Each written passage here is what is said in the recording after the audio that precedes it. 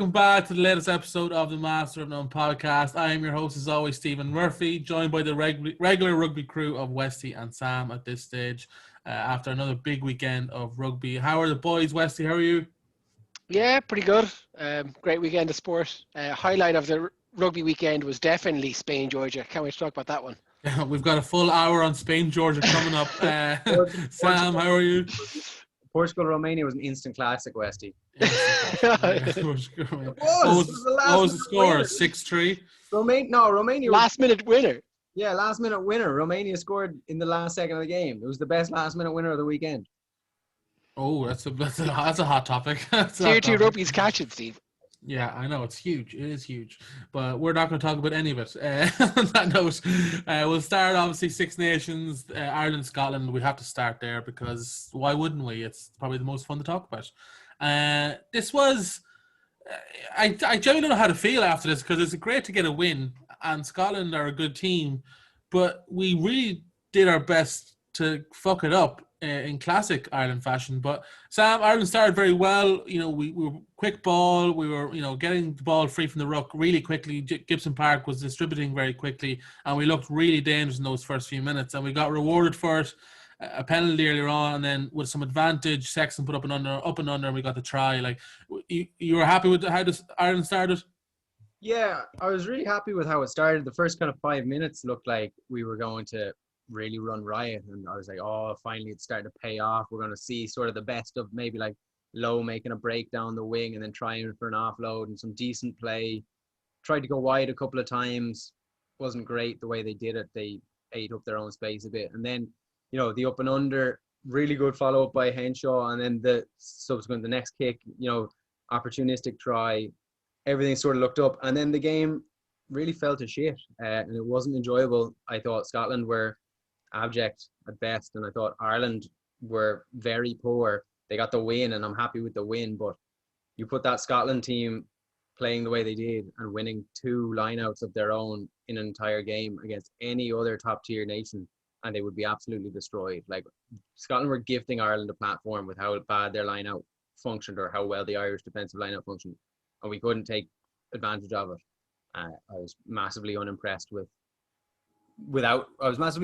how we didn't kick on after taking the lead, and how we let Scotland back into it, and how we just it just fell over the line. And yeah, it was a great moment at the end, but I think that just papering over cracks.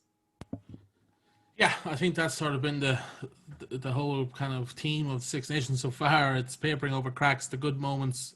There's a lot of bad moments as well. Westy, do you agree, like, Ireland just couldn't get anything going after that first kind of 10 minutes? Yeah, I think, Sam said a lot of it there. I do think, like, it's not just, like, the Scottish line-out wasn't poor for no reason. You have to give a lot of credit to the Irish lads for disrupting and getting up and getting in their faces. But it is worrying how little we capitalised off it. I think as well for the Robbie Henshaw try, like, it's great work, and it's like you see Robbie Henshaw tracking that ball from really early, which is like that's a lesson to every young lad. Like, that's why you stay and play until you hear the whistle, But they say the commentators were like, I actually switched over to BBC after a while because I got kind of irritated with virtual media. The commentators like, oh, fantastic kick from Sexton, and it really wasn't. It was far too deep. It wasn't wide enough. Like, Earls really had to work to get anywhere near it, and we got kind of lucky that the ball got bounced back. And now, again, great taking an opportunity there, but it's not, that wasn't a try born out of dominance. But, it was great to see them try the crossfield kick when we had the advantage. That's something I don't think Ireland have been great at in the past. We don't tend to try things when we have an advantage. We tend to keep knocking one-up runners and hoping that we'll barrel over at some point.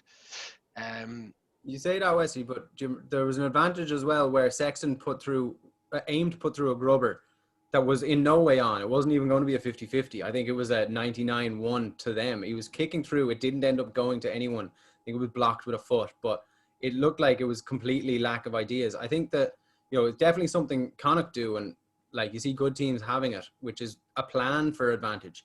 Like, as soon as we get advantage, you see a wing go and hug the touchline, and that's not what happened. And the Sexton kick was fortunate that it bounced the way it did. Like you said, I don't think it was a great kick, but it doesn't look like we had a real plan for what to do if you had an advantage. Like, what 50-50 are you going to take? Well, the problem with these up and under and kicking, as we said in the WhatsApp group, you're relying on a lot of luck and the ball bouncing a certain way for stuff to come your way instead of actually creating something yourself. And that's, as I said, you will get return out of it occasionally, but it's not something you can rely on. That I'm not talking about that as a tactic. I'm talking about when Wesley said with the sexing up and under and trying something from the advantage. And yeah, it came off that time, but there was another advantage I thought was completely wasted. I think if you have an advantage, kicking should definitely be one of your options, but it didn't look like we had any plan. That Sexton kick didn't look like it was pre-planned. It looked like it was, he saw Keith Earls out there and he tried something. Whereas like if you see when some teams get, and I'm going to use Connacht as an example, when we get an advantage, Matt Healy goes and hugs the touchline instantly and Carty looks for him straight away. That's a plan. That's a planned kick. Not just a kick because you have a 50-50 chance or you have an advantage. Yeah, look, I'm not saying that we make the right decision all the time. I'm saying that like that's not something that we've been doing regularly. So it's nice to see us, even okay, the Grubber doesn't go through. It's a bit of a kick to nothing, and you're seeing a lot more. Like teams are a lot more aware of that Grubber kick through recently because you're seeing that get blocked at the defensive line a lot more than you used to. So again, I'm not saying like, oh, we're fantastic at doing it. I'm saying I was glad to see us actually do it because I don't remember us doing it too often in recent history. Yeah, and the first 10 minutes were good. They looked positive, and then we just sort of stopped. And then Scotland eventually get a try late in the first half, which was a comedy of errors from a few Irish players. First of all, we get the turnover, and again, it seems to be the first initial response when we get a turnover is to put boot to your foot, which sometimes is the right option. We're not saying it isn't, but it seems to be regardless of it's the right option or not. We're putting our boot to ball and kicking it. Ringrose tries it. It gets blocked down by Hogg, hits Hogg right in his beautiful face, and then he kicks it off. And then James Lowe, who we'll probably mention a lot, unfortunately, not for any real good reasons, but Wesley, he seems to be jogging back. There doesn't seem to be any real urgency there, right? Yeah, well, I think, look, it's probably unfortunate because he had been poor defensively before that, and he was poor defensively after that. But like, I think he assumes it's been a knock on. I think he's just kind of jogging back into position. Whereas, again, you talk about how great it was for Robbie Henshaw to stay in the fight and stay on the ball. Like, that's the exact opposite. Like, he's assuming it's been a knock on that the ball is going to stop. And at some point, the ref's going to blow the whistle. So I'll just jog back into position as opposed to staying in a fight and staying on the ball. Like, I think there is a difference in kind of mentality in Ireland players at the minute. I'm not saying like Lowe is the worst of them or he's the only one, but you counter that by looking at how Robbie Henshaw tackles Dwayne Vandermeer into touch 30 minutes or so later on. Like he is completely in that fight all game, and he blindsides him, like perfectly legal tackle, smacks him in the ribs into touch, and gets up and stands over him. It's a very different mentality to how you're playing the game than someone. And again, not just James though, but players in Ireland just kind of jogging, sauntering back on side, and even like, I'll be in the right position eventually. Yeah, I don't like criticizing people for, sometimes people just aren't very good defensively, but when you can see someone's effort not being there, like the tackle attempts Lowe is putting in, there's not much effort there, Westy, and that is frustrating to watch, isn't it? Yeah, it's probably more apparent in the second, not the second one, but the second one in my mind, which is the other try where he kind of just hits someone in the shoulder and falls off them. Like you're going to miss a tackle. Like that's acceptable if you're a big prop busting a gut to get to the sideline, or if you're a small little scrum half getting barreled over. But if you're a pretty strong, pretty agile winger, to kind of lethargically hit someone fairly high and without much grab, even if he gets a hand to the jersey there, he stops the try. Well, you see Will Connors then on the other sideline wrapping up Van der Merwe in incredible effort and incredible tackle. And then that's, again, Will Connors will always be a better tackler than James Lowe, but the effort there is just poles apart. And that's what's frustrating for, someone who I enjoy James Lowe. I think he's a great rugby player, and there's no doubt about it. Sam, you've said this before, was not in form coming into the Six Nations and has not been in form in the Six Nations. So anyone who doesn't think that he's a good rugby player is wrong. He is a good rugby player, but he definitely has defensive weaknesses that we've always called Jacob Stockdale out in it. We have to call James Lowe out in it too. Yeah, and I happily, I agree. I will say that I'd rotate the squad now for the next game. I think it's been a couple of games in a row we've had a similar problem with James Lowe, but I would think it's indicative of a bigger problem. We're packing the side with Leinster players who aren't being tested defensively. That Leinster, now, okay, a weakened Leinster against their third string Zebre conceded 4 tries at the weekend. they're not used to backpedaling. They're not used to being on the back foot, and they're used to their pack doing the majority of the work. So I don't think, I'm not saying everybody, because I acknowledge that there are fantastic defenders in Leinster, but it's times like this where you see somebody who hasn't been pushed at that level and who isn't in form, and it's just become super apparent now in the games. Yeah, it's form is one thing. I can understand picking a player who might not necessarily be on form. I don't agree with it, but who might not necessarily be on form. If you genuinely have a game plan and you think, okay, that player, I can get the best out of him at the international level, his provincial coach isn't getting the best out of him because of their structures. And I can get that. But Lowe was out from the Georgia game in the Autumn Nations. It's 11 weeks, nearly 3 months of not playing. His first game back was for Ireland. And I can't buy it. And it has worked for Furlong. And I'm glad it has, because Furlong is brilliant and he was great at the weekend. But it doesn't work for everyone. And it definitely shouldn't be a thing we regularly do, which is playing people back into fitness on the Irish team's time. There's been plenty of Leinster games during this Six Nations in which James Lowe could have got runs out, like Stockdale has, 2 games to show that he's fit, to show that his mentality is there. And now he's probably going to take Lowe's place this weekend, having had a few games to build up some confidence. Lowe didn't get that. Lowe got, a missed tackle in his first game back after 3 months out, a missed tackle in this game, being called out for being lazy, being like irrationally slated online, probably because he's not born in Ireland, but people using the excuse of the missed tackle. And some of the stuff that's been thrown at him, I think, is unfair, because he's an unbelievable player. He's been Leinster's star player for the last couple of years. He's definitely of international standard. I don't even agree that his defensive ability isn't there, because I've seen him be dominant in defense. What I will say is that you're out for that long, you're not going to be match sharp, and there was no way he was ready. And I think that falls on Farrell. I don't think he should have been picked, and I really don't think he should have been persevered with when he made a mistake in the first game. I think that it's unfair on the other wingers who have been informed, the other wingers who are playing regularly, and the other wingers who deserve their shot.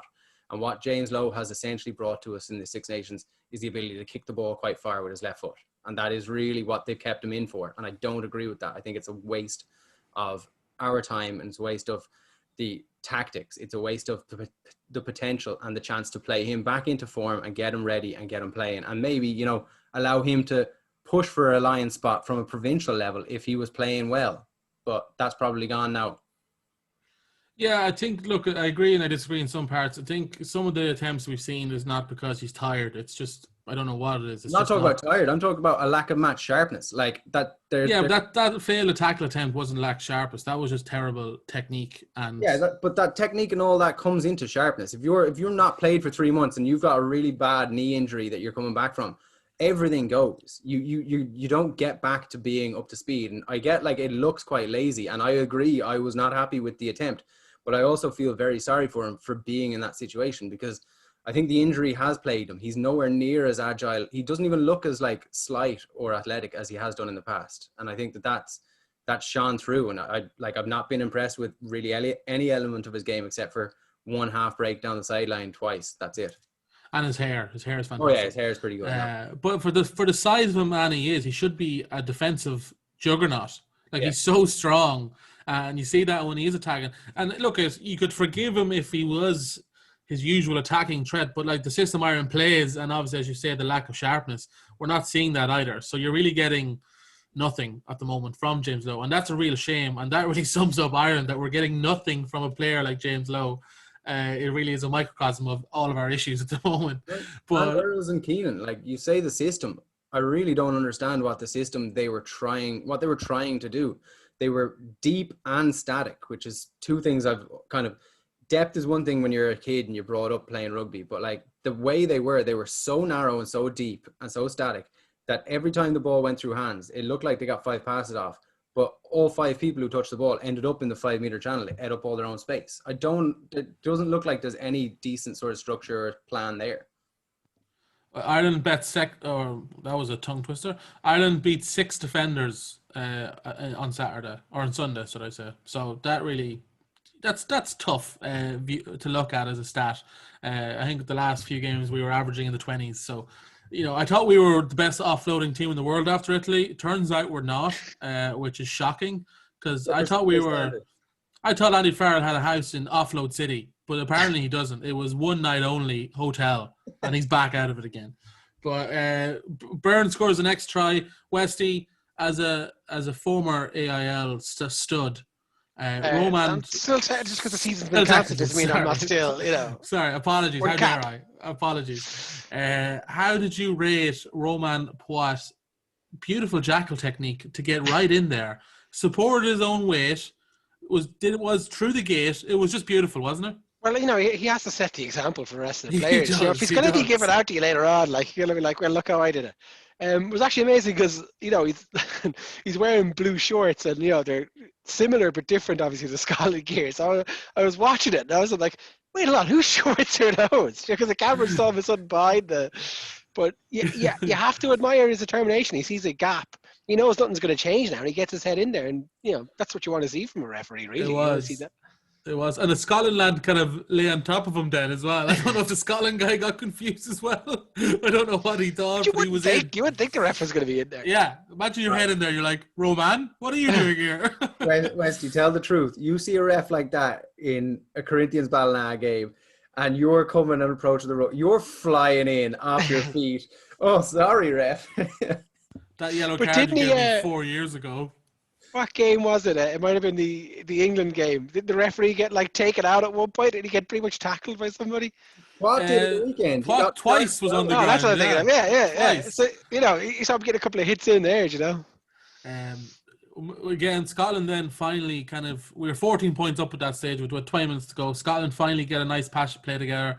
The James Lowe missed tackle is the one we're referring to there. And then Hamish Watson's with an incredible finish. I still don't know how he got that ball down for Scotland's last. Incredible that he held on to it. We go back up the pitch. Ryan Baird makes a great contribution. Ali Price loves getting a box kick charged down, doesn't he? Loves it. Against England, he constantly getting charged down, in Ireland as well. Blocks down. And in fairness to Sexton, I'll hold my hands up. I thought Sexton had a fairly good game. He really nailed his kicks, and that was tough. Apparently, was quite blustery in there. And he, got us the penalty to win the game, and that was all she wrote. He had one kick to touch that he kicked it about 2 yards off the ground to try and avoid the wind. You see that? Is that the one he missed? No, it was a penalty. It went to touch, but he didn't put any air on it at all. He bulleted it straight into touch. It looked like he was trying to avoid putting any height on it because the wind seemed to be pretty. He said that was the last kick. He tried to keep it lower than he actually did. But Westy, the line-out you've already referred to it was excellent. Paul O'Connell, the impact he's made since coming into this coaching staff, he's the only coach that really is smelling like roses currently. Can you just tell us the impact that has had? That Ireland's line-out was a weakness. Now it's a weapon.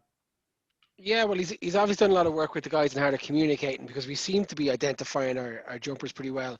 Defensively, we seem to have a great read on the opponents. I don't know the ins and outs of it. I'd say he's probably doing video sessions of Scotland lineouts during a week, and we're all getting a hang of their calls. Similarly, you guys talked to Niall Murray about learning the opposition calls and running through them in training. That can have a huge impact on how you do it.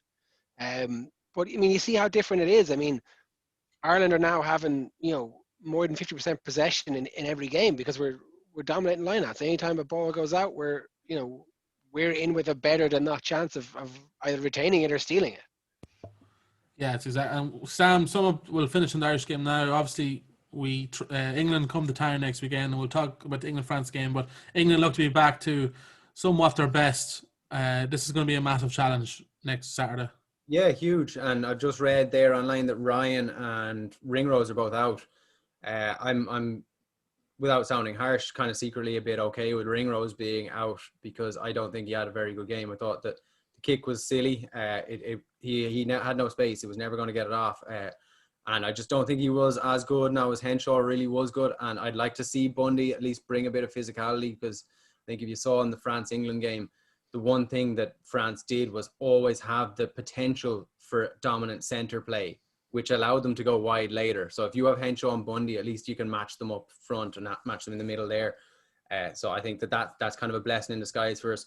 Ryan is a bit of a shame because I thought he was good and maybe he was contributing to why the lineout was so good. But I don't have any problem putting Byrne back in beside Henderson, because Byrne was brilliant, and bringing someone else in that way. Or if you really want to go for a bit of size, maybe John Klein, call him up again, stick him in the second row, and get him and Byrne on the same pitch together. That could be dominant.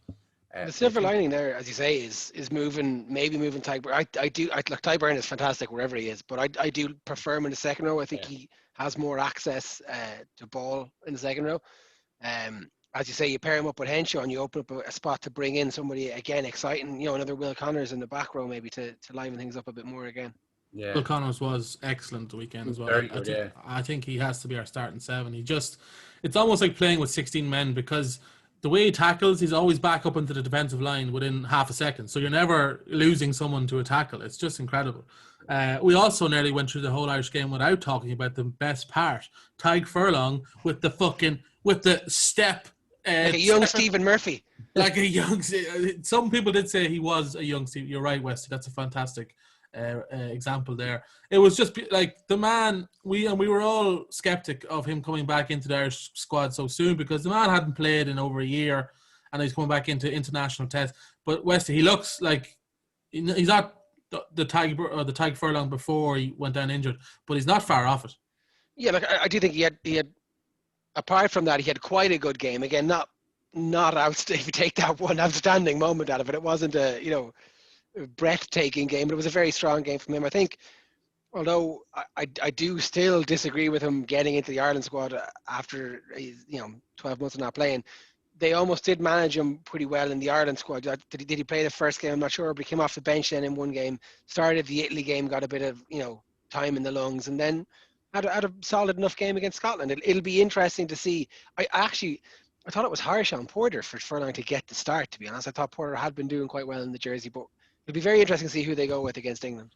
I think Furlong offers more of a link-up play than Porter does. I think Porter definitely did nothing wrong, but I think I can imagine the thinking process behind it is that like Furlong's very good at that first receiver back out to the backs kind of play that Porter never really showed as much of. But Porter definitely, like, what a sub to bring on. The man's been a beast the last year. And look, that's probably what you want. That's one thing Ireland aren't doing is we're not identifying space out wide. There's multiple times in that game that we have 3-on-2, 4-on-2 out on the wings. And as Sam said, like our default is to box kick it down or kick off the first receiver or go off James Lowe's left boot in the middle of the pitch. And it's like, if we could move the ball at any speed, we're out there wide. So they might stick with someone who's a better distributor for the England game. Yeah, I think as well as that, Furlong was brilliant, but I thought Herring was excellent as well. And I've seen a few people from the media online saying that Kelleher had an instant impact. Kelleher had one good 5-meter run, but Herring was on point with his darts, with the line out, and that helped us function so well. I also read a stat today that he was the most rucks hit, which I know it can be a deceiving stat, but I don't think it was. I think he was very good at that. I think Kelleher has the potential to grow into an extremely good player. Loads of athleticism, but I think you need to go with the stability of Herring. I think that Healy, Herring, Furlong, if they're all fit, need to start against England. And that's unfortunate for Porter because he's not put a foot wrong at all. He's been brilliant, but I just think that that's probably your strongest front row at the moment. It's an interesting take, Sam, because if guaranteed if it was Kelleher and the lineouts were going this well, that'd be all anybody is talking about. Yeah. Oh yeah, absolutely. Yeah, I disagree. I think I'd have Kilcoyne ahead of Healy at the moment. I think he offers. I like Kilcoyne a lot, but I think I think Healy has just another element of strength that, like, I actually probably on the whole would prefer Kilcoyne's game plan. But I think going into England, keeping that continuity, keeping the front row that were faultless really. Like, I don't think that the team were brilliant, but I don't think that the front row did anything wrong. So I'd keep the three of them together, and then having Kilcoyne and Kelleher and Porter, that is a brilliant front row to bring on at 60 minutes. The Irish, it's an international front row on your bench, like starting. The Irish management need to use the bench properly though, because I've been really disappointed with the using of the bench in this whole tournament.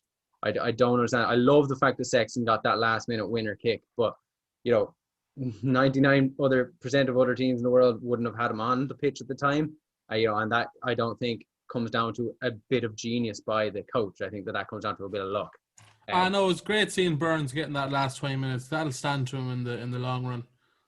Classic Irish logic. That we move on to England-France, which was one of the best games we've seen in a long time. What an absolute cracker that was. Even the second half wasn't off Super Rugby Aotearoa. Yeah, it was. It was that quality in the first half. It really was. Like, starts off 70 seconds in, Dupont scores a ridiculous try from France. At that stage, I was like, oh my God, this could be. It was too early to say this, obviously, but France, I was like, this could be a massacre. But England really impressively, got straight back into the game and looked really good. Like, they weren't kicking as much, and they looked the best they've looked in a long, long time. And that can't be a coincidence, Westy, right? Yeah, well, sorry, I missed the question. England looked the best they looked in a while. Yes, they Yeah, haven't been kicking, and that can't be a coincidence that the best have looked in a while has been when they haven't kicked as much. yeah, but like first off, it's the crunch. Like it's always going to be a massive game. Like England are going to play some of their best rugby against France. And again, look, they have built, they've steadily improved as the tournament went on. And yeah, I just think Anthony Watson was unbelievably good as well. Like I think you have somebody like that playing on form, and you're playing with the ball a little bit more. I think they played a lot. They played a lot smarter rugby this time around than they've been playing in the competition so far. We've seen one of the nicest scores, Sam, I think I've seen in a long time. That France off the line out move where everything was just inch perfect. It was flawless try, wasn't it? Yeah, it was beautiful. It was a lovely bit of skill. And I think that comes from, like I said, with the bringing in Bundy for the injured ringrose this weekend. I think that comes from the fact that like Slade and Farrell are so concentrated on the potential for monstrous Vakatawa running through the middle that it gives you the opportunity. It holds defenders in, and that's what gives you that opportunity to do it out wide. But that doesn't take away from the fact that they had the balls to go wide from a line out to go like west to east coast or whatever you want to call it, and play with the ball in hand. And that's the beauty of French rugby. Like it's that's what they're doing at the moment, and that's why that's so impressive. What a try! What a brilliant score! What a great thing to watch. It was watching that and then watching Ireland's attack. It's like it's so depressing. Westy, Jolly Bear has been incredibly impressive, and we saw Roman Ntamack on the bench wasn't brought on, which we've criticised Ireland's selection at that as well. But like Jolly Bear has been so like I always thought he was definitely all the potential in the world, but definitely was always a clanger in his locker as well. That seems to have gone now, especially the Six Nations. Yeah, I think he silenced a lot of critics thus far anyway. As far as the Ntamack things go, I'd say maybe not 100% fit, so they were probably a bit hesitant to bring him on. And again, in such a clutch finish, I think they just kind of didn't want to mess with what was essentially working for most of the game. But yeah, even Halle Bear's kind of not Jolly Bear, not just his kicking, but his link up play and his distribution and his vision. I think he really has grown into that 10 jersey. And I think if both players are fit, even next week they have Wales next week. Wales, Scotland games the week after. I think next week it's even a toss up. Do you take away Halle Bear maybe with the loss now? You're going to start Ntamack and give him a run at the jersey, but it's definitely not as clear-cut a decision as it would have been even 2 months ago. What a great problem to have, though, Ntamack or Jolly Bear at What start. I would do there, though, that's a problem that Ireland had the potential to have, and they're kind of in an enviable position now. But Jolly Bear is 22, and you say like, oh, he was kind of sketch at times. All 19, 20-year-olds are sketch at times. He's growing into the opportunity. That's his 12th or 13th cap for France. Keep giving him caps. Keep bringing him up to that 40 or so where Ntamack is at. And you're going to have two experienced young out halves vying for the position for 10 years instead of having one and then saying that all the lads with 5 caps aren't good enough. Like it's counterintuitive. So, I'd persevere with Jolly Bear. Give him, this is his tournament. It might be out of their grasp now, but let him run it, let him grow into it, let him continue to develop, because they get to the World Cup in 2023 and they could have two brilliant 25-year-old out halves with 40 odd caps each. Like that's so much better than having one 38-year-old out half with 106 caps and one 21-year-old with 7. Like to me it makes so much sense. I don't know, Sam. I think you're wrong there. I think you're wrong. Westy, Maro Toja's try. Was it a try or was it not? Well, I didn't see it grounded. But you have to go with the officials on this one if they see the ball down. I saw a still, and it looks to me like it's his inside shoulder that's on the ground. That there seems to be what but they it said does look like a ball as well. It's hard to tell. There's another picture from front on where you can see the ball on the ground.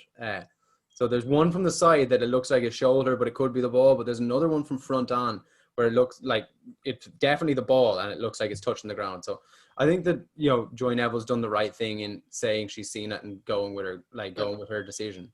The interesting thing for me, right, and you're probably 100% right in all power to Joy Neville, but the on-field decision is no try.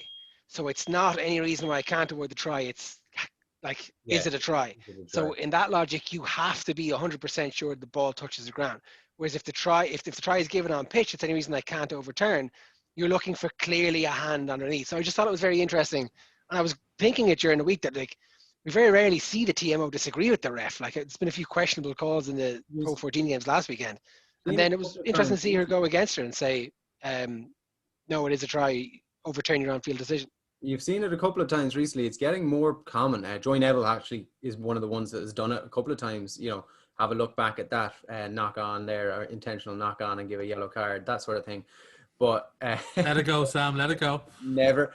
But the what I want to know is, because we're all sitting here and I've seen it. You know, I didn't see it grounded. How did Poit see it? And it's like Poit's face was there. He's definitely seeing something. Or I didn't see it grounded. How did Joy Neville see it? When she's in the booth checking, what we see on the TV, is that the only thing that she's looking at that exact moment? Or are there multiple screens with multiple angles that she's looking side to side? Because I think whatever we see is what she sees, right? Yeah, No, they've got about 6 screens in front of them. Yeah, That's, you're just seeing what the TV channels are showing. The primary monitor. She probably has a slow-mo from this angle on this one here and another one on that one. So she could be looking over here and go, yeah, that's definitely it. And we're seeing one angle. So I don't want to criticize that, because I'm not sitting in there. If we were privy to seeing exactly what she is seeing and only what she is seeing at the time, then we could disagree. But you don't know what the other screens are doing. I thought what I was in the TV was shown, like, in the stadiums. That is being shown, but they have more than one monitor. They have about 6 of them. Yeah, but the same angles, I'm sure. She's not seeing any different angles that we're not seeing. She is at different times. When she was saying that, she was looking at one angle on the screen, but there are other things on the different screens. People, like, they're getting the last angle is up on this one and the other one over here. Yeah, but we see those angles as well. Like, we're not. She doesn't have access to them. Yeah, but that's what I'm saying. The angles we saw, I don't think there's clear evidence. I thought it was a try. I'd say more than likely it was grounded. Itoja's reaction would suggest that maybe it wasn't, because he was still furiously trying to get it down, and then when it was awarded, he did look a bit sheepish. But I still think that whatever angles she saw, we saw too. I'm not defending or giving out, but in as much slow-mo and detail and zoom. Yeah, well, that's possibly true as well. Yeah, the problem is, I thought that side angle, I thought that was the ball, but then people are saying it's a shoulder. But then how do you know? That could be the ball. We don't know. But it doesn't matter. The score was given.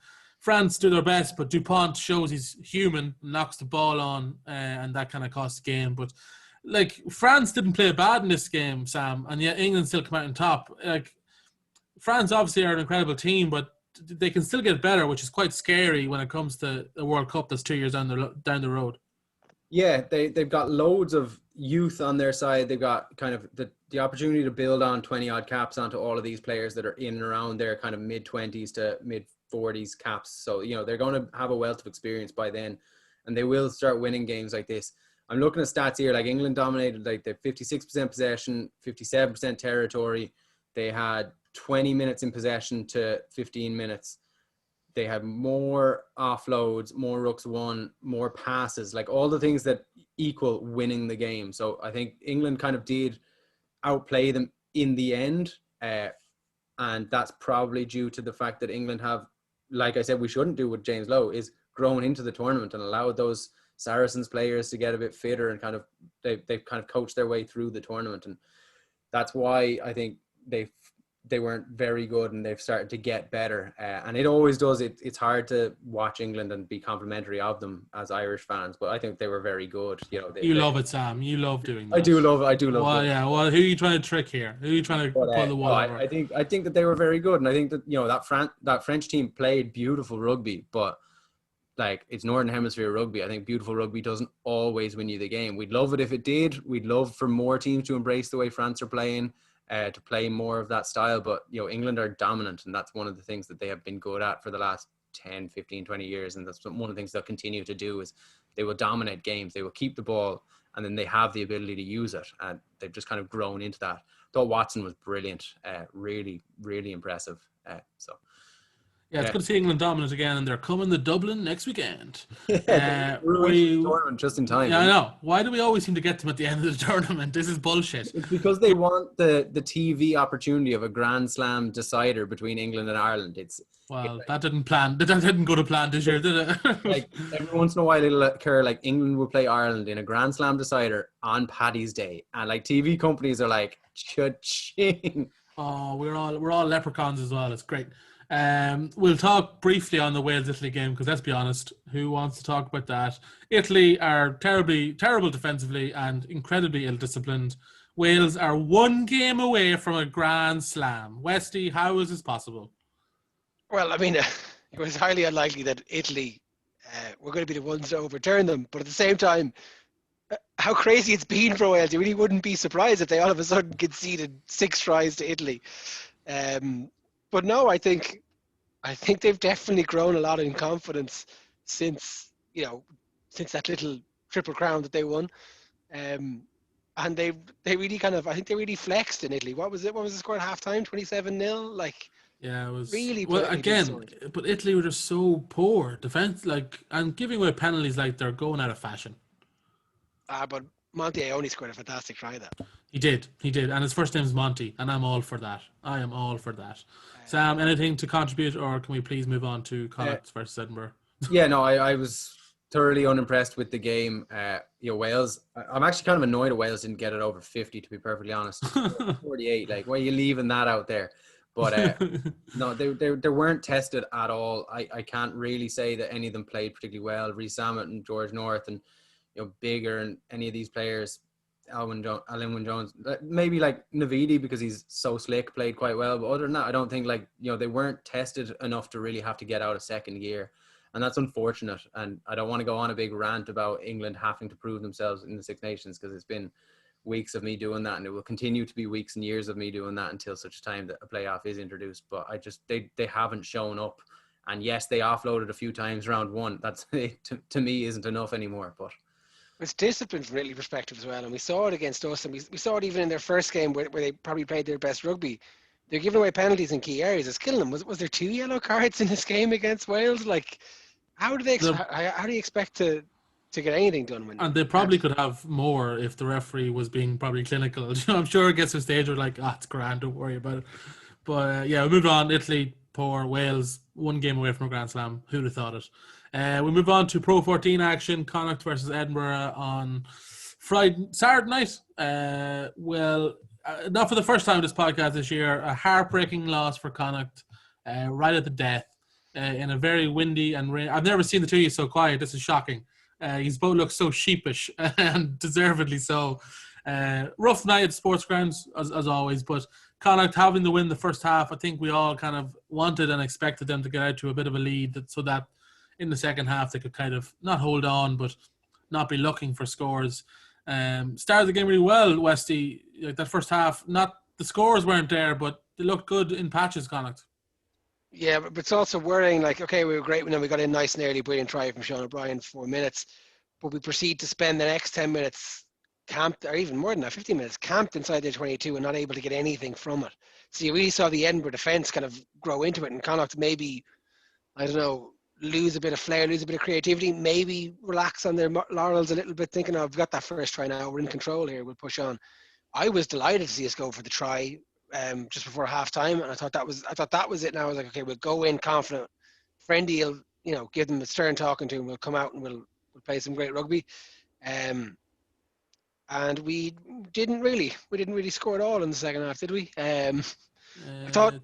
No, I think that we were never going to score in the second half. I think we managed the game brilliantly for 41 minutes of the 42 that were in the second half. I thought we didn't let them in. We kept them camped in their end of the pitch. We didn't play too much, but we didn't let them capitalize on the wind, much like we couldn't capitalize on the wind. We did let them in. We conceded that Magnus Bradbury try half an hour in. I'm not going to get into the nitty gritties of it, but I do think. It's as Sam said, the refereeing comes into question at some point. Like Jared Butler gets a red card, which is fair. That is a red card. Then we see, Papalili gets chinned at one point with a shoulder. That's not, he's a big guy, but it should be even harder to tackle him high. And then we see who was the other wing Was it O'Donnell gets clotheslined into touch? It's just a bit. That was Niall Murray showing up on the wing. No, Murray on the ring. Sorry, I knew it was a fair Monster head. game from Niall Murray, though. What a monster game from him. Yeah, out in the wing. He can do everything, that guy. Well, look, no, that's not the only reason we lost. I think as Sam said, we managed the game pretty well for 41 minutes, and we managed it extremely poorly.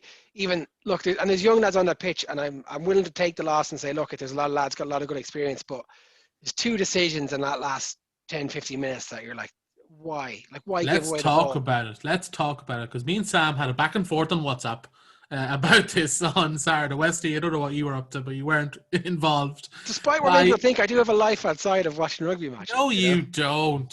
You were probably watching Romania under 17s play some crap game. Oh man, give them 4 years, that'd be good. I hate the decision to kick the ball away 1 minute to go. Sam, you disagree, and I see your logic, but like there's several passages of the game where Connacht held on to that ball for probably, easily a minute, if not more.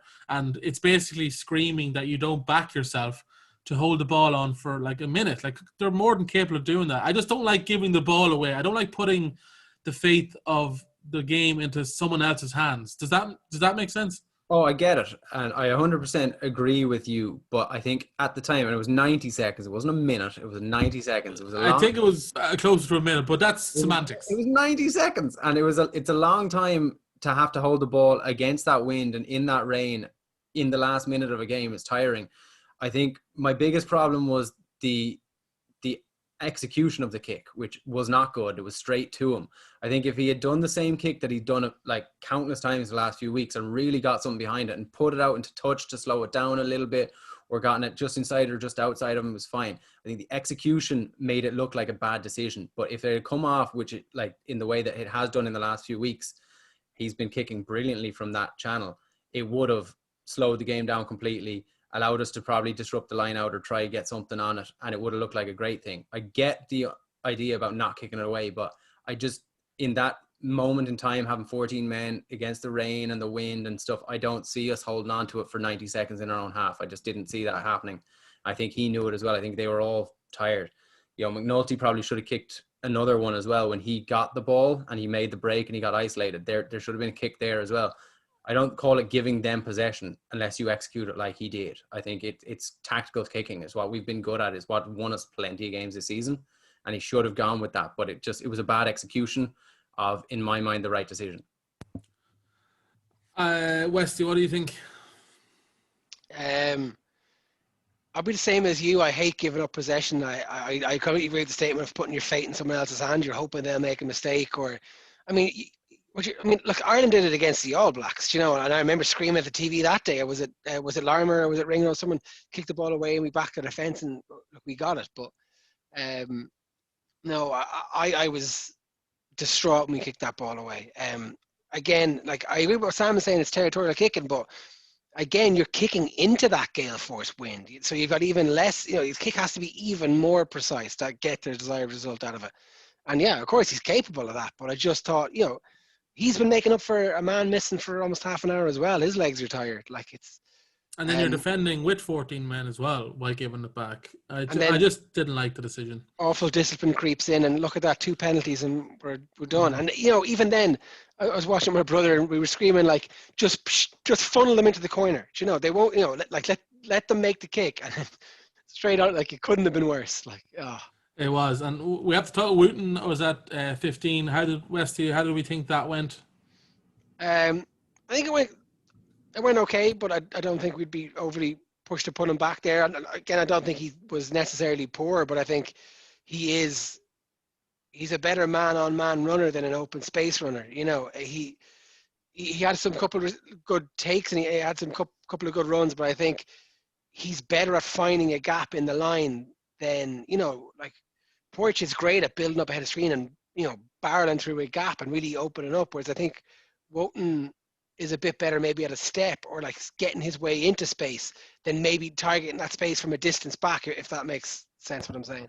Yeah, I think so too. Sam, not all negative. Just on that, sorry, Westy, what he does do, which I was really impressed with, but actually more in my mind solidifies the fact that he's an extremely good winger and needs to move back to the wing, is his read and his like coming out of the line to make tackles. He made about 4 or 5 massive hits out wide in the line, coming up and stopping the passage of play to the wing, which especially when we were down to 14 was really effective and, you know, like helped close out. And I think that's a read that probably a natural winger is making more so than him as a fullback, and shows me that he should be a fullback.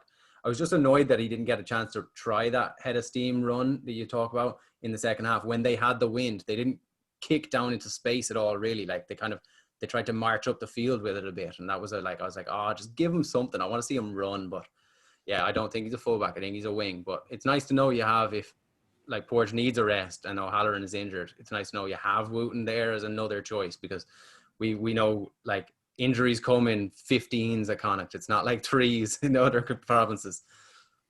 Yeah, definitely. And we said, look, obviously it was a loss, but look, on the bright side of things, it's not going to impact the second position in Conference B. And also you got some great performances and some great game time for youngsters, Sam. We saw, you know, Keane Prendergast, Niall Murray really stepped up. I thought Jordan Duggan come on, had a great, you know, impact on the game. Or McNulty, who's a very highly tipped youngster as well in the province. Like, that's, even though it's a loss, you have to look at that and be like, that will stand to Connacht, hopefully down the line, right? Oh yeah, definitely. I was really happy with the team because of the mix of kind of youth and experience. I've been excited to see McNulty. I've been excited to see the newest Sean O'Brien. I don't know if Sean O'Brien 3.0 or 4.0 at this stage, but I was excited to see him for a while. And then and Prendergast, I thought, was brilliant again. You know, he's kind of, that was his first start, and he really stepped up and he made some great tackles, some, like, a lot of responsibility in the line out. Him and Murray were going up, you know, which is, Thornbury is there. He's the tallest man on the planet. And the fact that they were throwing up Prendergast and Murray, that shows a lot of kind of respect for them as players. So yeah, I'm really happy with that. I'm bitterly disappointed because I wanted the win, not just like second is already confirmed. I wanted the win to solidify second, to really be like, look at this, you know, we'd have more than a 50% win ratio for the season. For Andy Friend's third year in a row, it would have been an excellent thing, and that can still happen against Scarlets the weekend, but it would have just been nice to really finish up the season on two big wins after that Munster game. And, you know, a 1 point loss with that young team is great, lots of experience, plenty of positives to take from it, but I was still disappointed because the idea of really solidifying and opening up a gap between second and third and all of those sort of things, I think would have looked great for the team, the province, the opportunity to bring in new players, the just kind of, you know, putting our stamp down and saying this is what we deserve. It's not that we ended up getting lucky. Yeah, that's fair. We'll move on to Dragons versus Ulster. Westy, we saw Mike Lowry at 10 for Ulster, which is definitely a position that he's played. I think we all know when he was younger, mostly now at full back, but he's played at 10 and he got man of the match. He made, I think, ridiculous 16 out of 16 tackles, something incredible. The post-match picture of him and Alan, what's the lock called? Like, I think his name. Alan O'Connor is like, someone says like father son day at school. It's hilarious, the size difference. But this is another great option for Ulster going forward, to have Mike Lowry to play at multiple positions. Yeah, and as fantastic as I think he was at 10, I think it'll be very difficult for him to have a future there. I think he's a fantastic player, and I think he had a great game. I think he's solid at 10. I don't think there's any problem with it, but I think at the minute it's going to be very hard for him to get into an Ireland camp at 10, first off, which, you know, isn't necessarily everyone's main goal. His goal is to play week in, week out for Ulster and to play well. I definitely think he did that. I would worry a little bit of, you know, Ulster asking too much of him. You know, we've seen it before with players. If you become a jack of all trades, it's really impossible to really put your marker down. And I think he's been doing that. I think as he's got a consistent run at fullback, I think he's been doing that at fullback. So great to see him play at 10. Fantastic game. I would be wary of him being moved around too much. Because again, like, you know, at Ulster, you've already got two, let's say, international standard 10s in Madigan and Burns. Obviously, it helps with Cooney taking a little bit more responsibility in certain areas. But no, I thought it was great to see Lowry full-rounded performance at 10 from him. Sam, we saw Stockdale looking, you know, back to his kind of best, attacking a beautiful run, set up on the tries. He'll more than likely be hope. Well, I think most of us would like to see him be seen this weekend against England. Like, we can't stress this enough. I think when we kind of said it a few months ago, the time away from the Ireland camp and the media circus and everything that goes with that has done him the world of good.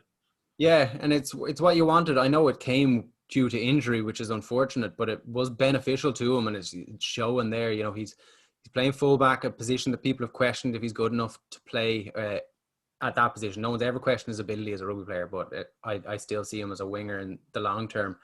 But you know, he's made a massive break. He's made a highlights reel break, which allows people to get talking as well, which is one thing. You know, you could have an extremely safe game and do everything right with no Pro14 Twitter account highlight, and no one would be talking about you, because that's unfortunately the way people consume media now. But he's on the tip of everyone's tongue, and he's taken advantage of a weekend where a person in his direct competition for a place has not played well in the Irish team. So he's really done himself a lot of favours there. And that's all part and parcel and benefit of, you know, playing and training regularly with this Ulster team and allowing them to build up that confidence and get back to full fitness and full form on their time. And that's brilliant, and that's what he had been aiming to do, and that's what he's done. Like what Westy was saying, with Lowry probably playing as a fullback, competition in the Ulster team is what's going to allow all the 10s to play at their best. And if Stockdale is a 15, him and Lowry battling it out, the two, they'll get the best out of both of them. So, you know, they're in a great position in terms of squad depth and ability there in Ulster, and you know, it can only be beneficial to them and to Ireland. I saw the emergence of another amazingly young, talented player, Stuart Moore, at centre. Played and scored 2 tries. Westy, like the depth and youth of this Ulster squad. Like, the next few years should be very, very fruitful for this Ulster team, right? Yeah, it will be. And what's great about Ulster is no matter how good any of their players play, they'll never make the Ireland team, so they won't have to worry about it week any week. Too soon. That's too soon.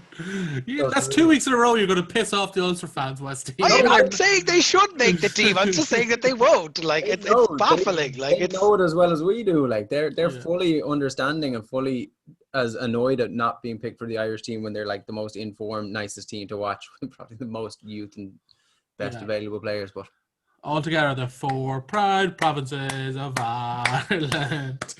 We move on to Munster Scarlets. We'll briefly touch on this one. Joey Carberry back, starting man of the match. Looked well. Wesley, you were kind of, you said he looked good, but not great. You were kind of on the fence a bit. Yeah. No, I did think he played really well. Like, obviously, slotted all of his kicks. I think he was 100% from the tee, was he? Played good, had that one break, but again, like, I would say that I would argue that he pushes his player into a defender and shields himself. You know, I would say that's kind of what irritated me more was Liam Tolan's apparent love for his Messiah, Joey Carberry, which made it very difficult for me to watch. I understand I'm far too cynical for my own good, but I am 30 now, so I have to draw a line somewhere. You're a withered old man. I know. Let me put my glasses back on.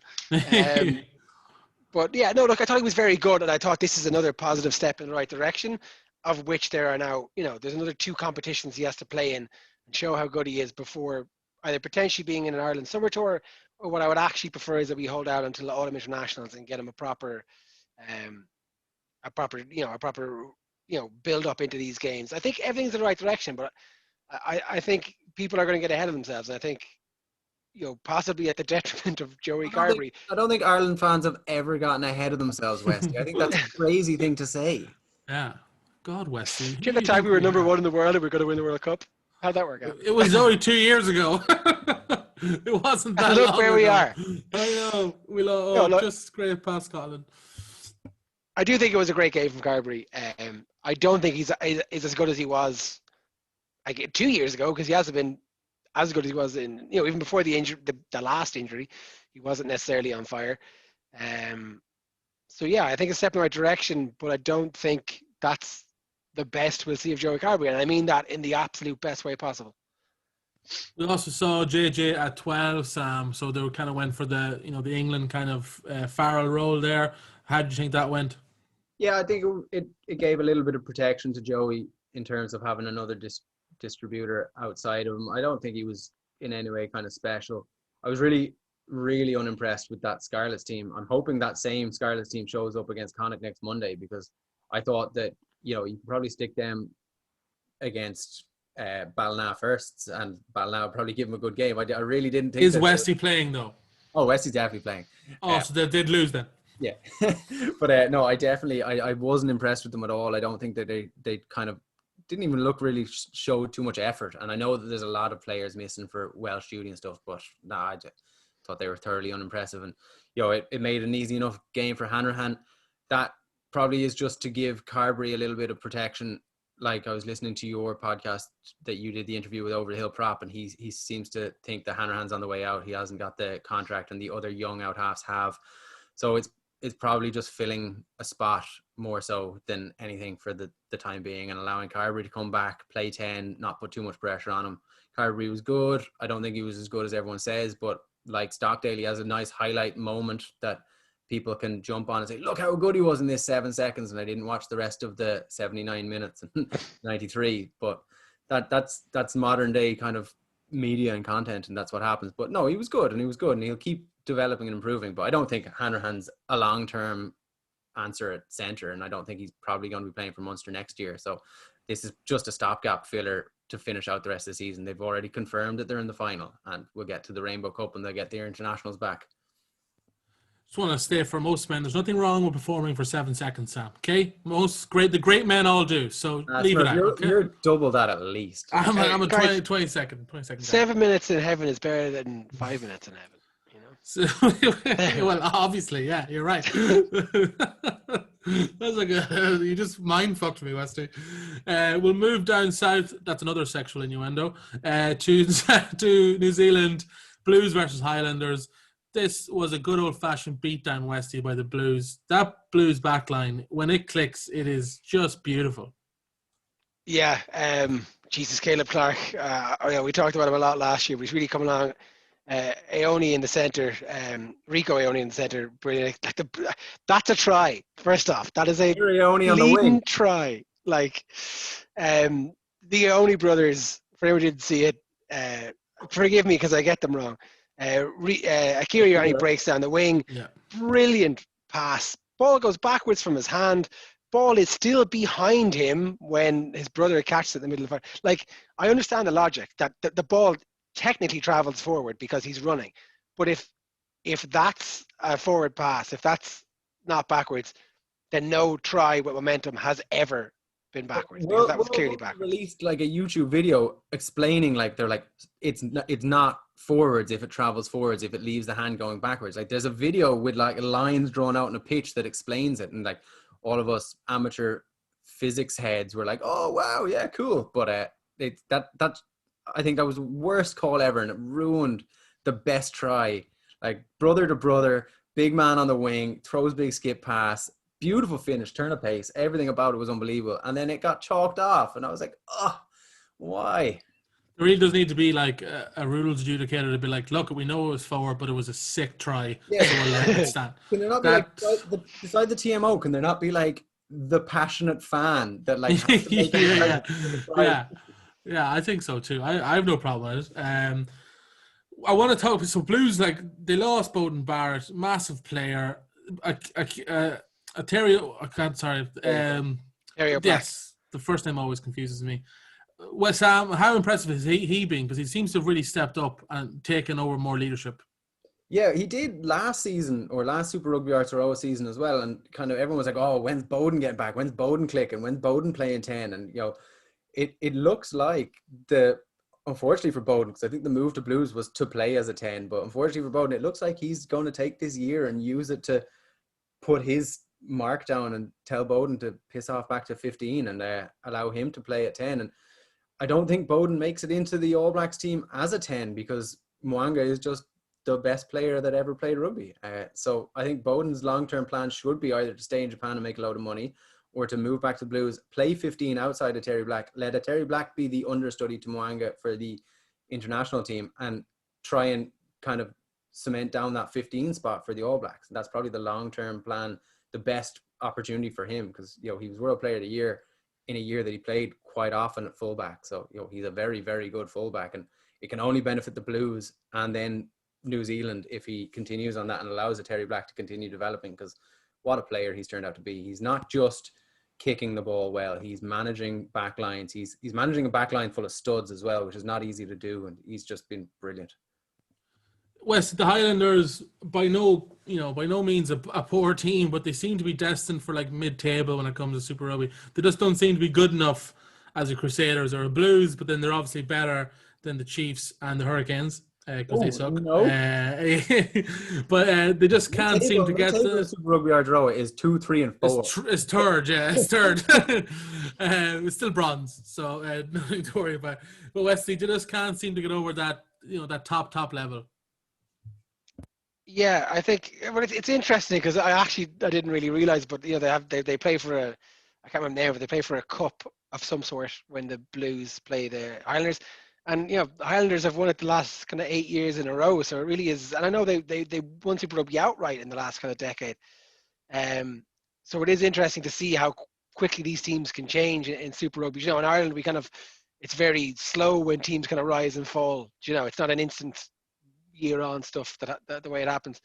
But yeah, they're just missing Regan in the second row. I mean, that was what let them down. Really, no Irish guy on the pitch. Yeah, I know. But yeah, no, look, white guy.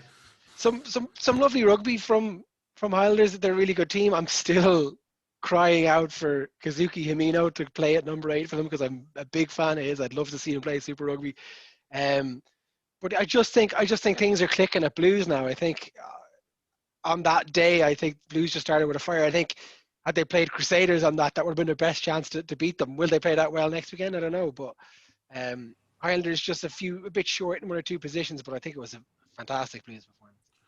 Speaking of Crusaders, they dealt with the Chiefs pretty much as well as we thought they were going to. First half definitely was tight. Like Damien McKenzie is just so good, Sam, isn't he? Like he's trying his utmost best to drag this Chiefs team to a win, but it just isn't enough, unfortunately, for the smiling, beautiful boy that he is. Yeah, he's like the subject of an American sitcom where some guy from like a D1 high school gets transferred to like the middle of the countryside and has to bring this ragtag bunch with him. And he's like smiling and he's got the like flowing locks. Like that's what he is. He's so good. But that Chiefs team, I don't know, they're really just not impressed last year and so far this year either, really. I'm like, 15 minutes of their first game was about the extent of the impressing people. Since then, it's just been can Damien McKenzie make last-ditch tackles enough to keep teams out? Well, see, speaking of that last-ditch tackle, that foot looked on the ground to me. I don't know. It looked like it grazed. There's proof of it. There's picture, like high-quality proof. But then also, this is where you'd go to the sick try judge, and he would be like, yeah, that's sick, bro. And then it would stand. No, but right? I think, yeah. But again, like, I mean, physics baffles me how the foot doesn't touch the ground. But again, I can't be 100% sure that it doesn't. It's great awareness of your feet. I can't get over it. Yeah, it's a good point. I would have just dropped like a sack of spuds. Yeah. The second half, Crusaders kind of blew Chiefs out of the water. This Wichi Mwanga, as you said, Sam, really just solidified his spot as like Westy. How good is this guy? Like he just seems to be going from strength to strength. Yeah, he's brilliant, and I think we've often said it about players like Mwanga. Like he's the type of player that brings up the guys around him. He brings other players into the game. It's not all Richie Mwanga, although often it can look that way. He brings his centers in well. He distributes well. He makes really good snap decisions on the pitch. Like it's a joy to watch, even when they're not winning. Like if Mwanga has the ball, you're terrified. He is. He's that good, and the Crusaders look like they're just going to keep marching on to another title. But they're playing the Blues this weekend. That is going to be I think they have a bye week, do they? The Crusaders. They're can't find it here. Sorry. They play the Blues this weekend on Sunday. Yeah, okay. So that'll be a really good game, and the Blues are at home for that. So that could be an absolute cracker. Not getting up for it, obviously, because that'd be ridiculous. But we'll watch it definitely later in the day. Right, boys, I think we'll wrap it up there. We're over the hour mark. Appreciate you. We had plenty to get through there, so we got through it pretty well. So thanks for listening. Thanks for tuning in, as always. Thanks for sticking with it. And we'll be back next weekend after a Super Saturday to talk about some great games. So cheers for listening. Cheers, boys. Appreciate it. Cheers. Bye.